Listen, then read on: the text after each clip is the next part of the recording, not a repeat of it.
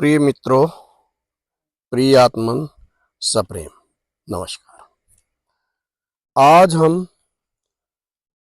पलटू दास जी के वचनों के ऊपर बोलेंगे। इतने सुंदर सुंदर उनकी वचन, इतने सुंदर सुंदर उनकी उपमाएं हैं जिनसे जीवन में रस टपक रहा है। एक सदगृहस्थ यदि उनकी बातों को सुन ले, जो अपने आप को सदगृहस्थ मानता है, वो भी बहुत सुखी हो सकता है। उसकी चीजों को सुनना है और उनकी चीजों को गुनना है। पलटू दास जी सीरीज में ही अगला भाग। पलटू दास जी एक जगह लिखते हैं कि जिंदगी एक पनिहारिन की तरह व्यवस्थित की जा सकती है। पनिहारिन क्या होता है? आजकल के लोगों के लिए, बड़े बूढ़े तो समझते हैं, सिर पे मटका, बगल में एक मटका लिए हुए गांव की औरतें दो चार सुबह उठती हैं और पहले बाहर, गांव के बाहर तालाब, बावड़ी या कुएं से पानी लेके आती थी। इनको कहते हैं पनिहारी। एक जाति भी होती थी जिसका काम होता है घरों में पानी पहुंचाना। दो चार गांव की औरतें जाती थी और 10-5 घरों में ऐसे तालाब, बावड़ी, कुएं से पानी ला करके नहाने के लिए और नित्य क्रिया के लिए, घर के लिए, सबके लिए पीने के लिए पानी मुहैया कराती थी। ये पनिहारिन में यदि पनिहारिन के आप तत्व को समझेंगे, पनिहारिन के कर्म को जानेंगे, तो आप सुखी हो जाएंगे। गांव की 4 औरतें मिलती हैं, 2 मटके लेती हैं, 2-2, और रास्ते में चल देती हैं। मटके को अपने सिर पे रखती हैं, पहले सूत्र रूप में बताऊंगा, और एक को हाथ में दबाती हैं और चारों बात करती हुई चल देती हैं। और चलते हुए सोर्स ऑफ वाटर, पानी के पास पहुंचती हैं, वहां से पानी भरती हैं और फिर उसी तरह, उसी उमंग के साथ, उसी आनंद के साथ अपने सोर्स ऑफ डिलीवरी, जहां उस पानी को देना है, चाहे वो अपना घर हो चाहे किसी दूसरे का घर हो, आराम से पहुंच जाती है। आप कहेंगे तो नॉर्मल प्रक्रिया है, पर पलटू दास जी के हिसाब से इसमें पूरे जीवन का महत्व समाहित है। जिंदगी में भी आप यदि ऐसा तारतम्य बना लें, ऐसा साम्य बिठा लें, तो आपको दुख नहीं होगा और जिंदगी की गृहस्थी उसी तरह पनिहारिन की तरह बिल्कुल आराम से चली जाएगी। आपस में पनिहारिन बात करती हैं, सब कुछ करती हैं, पर मटके का जो साम्य है, इक्विलिब्रियम है, वो बिल्कुल जगह पे बैठा हुआ है। कभी भी मटका गिरता नहीं है। क्या रास्ता हमेशा उबड़ खाबड़ होती है उनकी, कोई बिल्कुल प्लेन रोड नहीं होती है।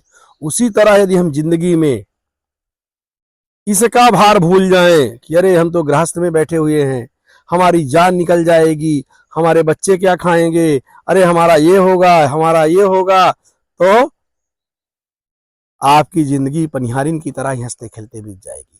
4 पनिहारिन 2 किलोमीटर 4 किलोमीटर का रास्ता बड़े आराम से बात करते हुए, चीत करते हुए आपस में और पार कर लेती है। हमने कभी सोचा है इस चीज को? हमको सोचना है कि ये कितनी सरल हो सकती है बातें जिंदगी की, कितनी सुखमय हो सकती है बातें जिंदगी की। जिस चीज को जहां पर होना चाहिए वहां पे रख के भूल जाइए।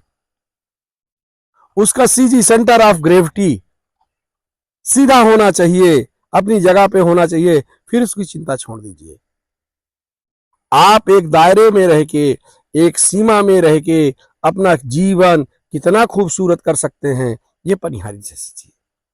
गृहस्थी के छोटे मोटे दुख दर्द कितने लगे रहते हैं, कितनी चीजों को हम सोचते रहते हैं, सिर्फ सोचते रहते हैं। पनिहारिन बिल्कुल मटके के बारे में नहीं सोचती है। पनिहारिन हंसती खेलती हुई जिंदगी जीता देती है। यदि चलने का पॉइंट जहां से शुरू कर रहे हैं आप, उसको जन्म मान ले और पानी भर के लौटने को मृत्यु मान ले और सोर्स तक पहुंचने को जवानी मान ले, तो जिंदगी आपकी कितनी सुगम हो जाएगी।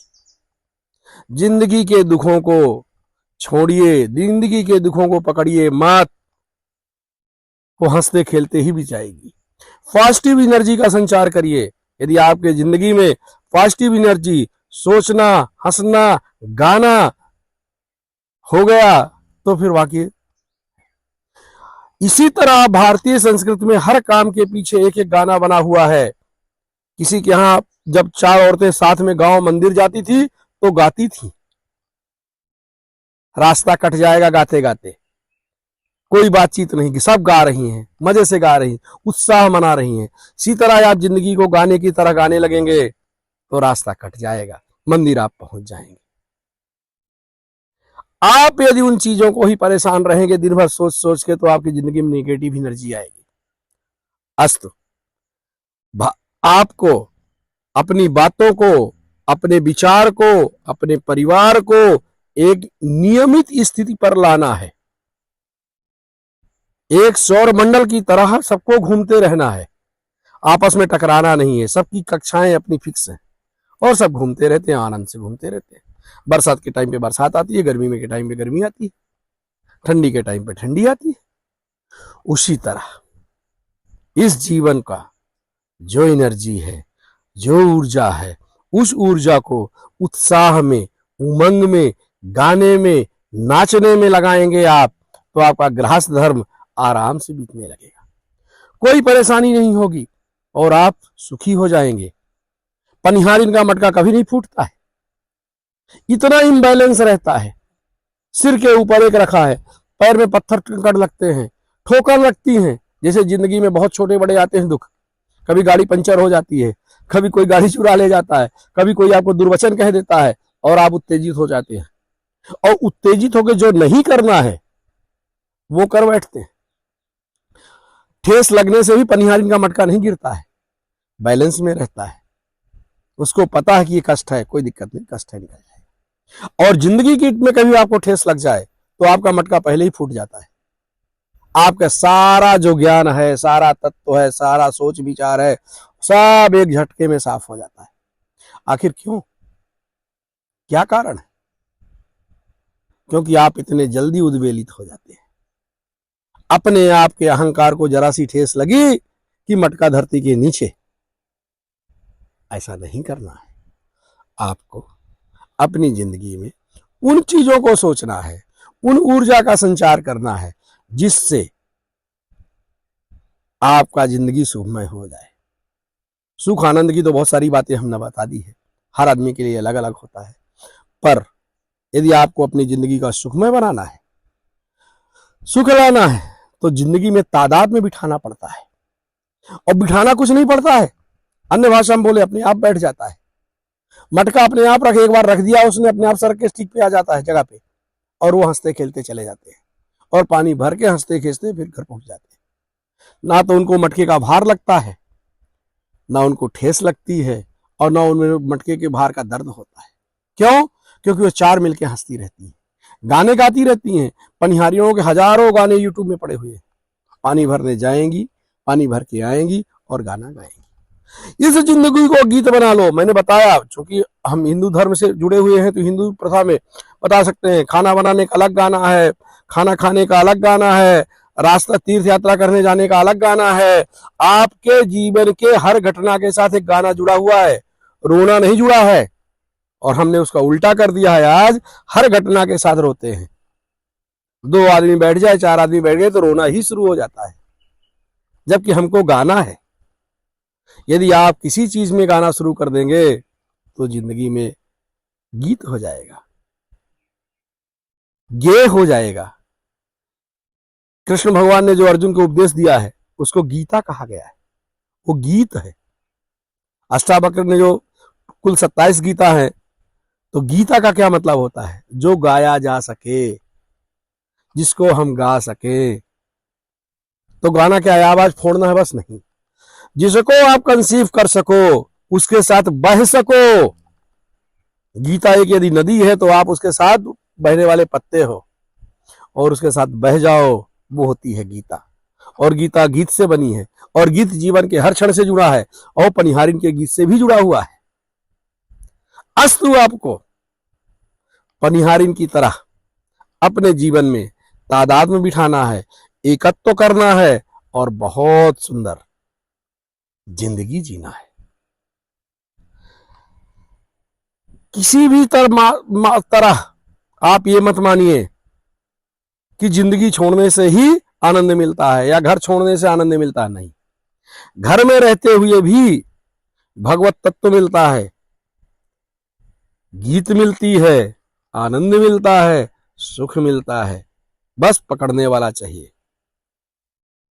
आप ये सोच सकते हैं कि एक ट्रांसमीटर होता है, एक रिसीवर होता है, एक छोड़ने वाला होता है, एक रिसीव करने वाला होता है। एक टावर लगाकर मोबाइल आपने चारों तरफ सिग्नल छोड़ दिया, पर मोबाइल जब तक नहीं है कोई सिग्नल नहीं पकड़ सकता है। परम सत्ता भगवान के जो फ्रीक्वेंसीज है पूरे जगत में हर जगह व्याप्त हैं।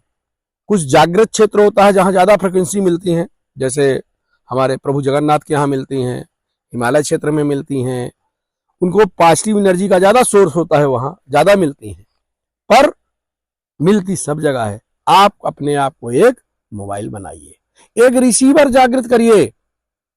आप कहाँ बैठे हैं इससे मतलब नहीं है, जंगल में बैठे हैं, घर में बैठे हैं, कहीं बैठे हैं, आप एक रिसीवर जो आपके पास है उसका सिग्नल खोलिए, उस रिसीवर को जनरेट करिए, आपको बहुत सुंदर चीजें मिलेंगी। परम तत्व की फ्रिक्वेंसी पकड़ लेंगे आप, तादात्म्य हो जाएगा। अस्तु, पनिहारिन के बारे में सोच के अपने जिंदगी को उसी तरह, उसी क्रम में, उसी तरह बिठाइए, आनंदित हो जाएगी। जिंदगी की गाड़ी भी चलती जाएगी और आनंद की धारा भी बहने लगेगी। जरूरी नहीं कि 24 घंटे आनंद ही आता रहे, वो तो बहुत बड़े बड़े लोगों को आता है, करोड़ों करोड़ों में करोड़ों में करोड़ों में एक को आता है, करोड़ों में करोड़ों में करोड़ों में एक बुद्ध होता है, सभी बुद्ध नहीं होते हैं।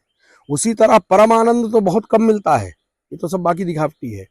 एक क्षणांश, एक सेकंड का भी 1000वां भाग भी यदि आपको आनंद आ गया, सुख आ गया, तो फिर तो ललक लग जाएगी पाने की और हमेशा आप उसको पाना चाहोगे। आज बस इतना ही। आज के प्रणाम।